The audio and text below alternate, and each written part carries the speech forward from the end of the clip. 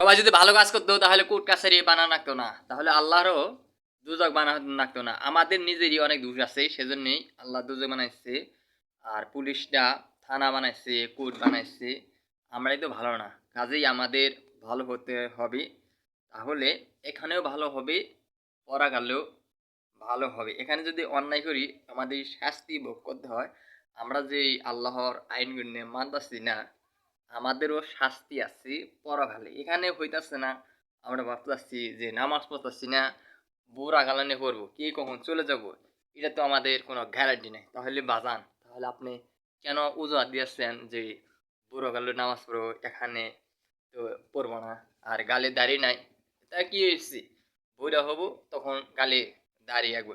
এখন যদি মৃত্যুবরণ করেন তাহলে আপনার কি অবস্থা হবে সেটা একবার চিন্তা করেন তো।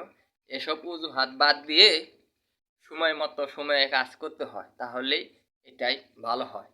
যে কোনো জিনিস সময় মতো না খেলে ওটা ভালো হয় না।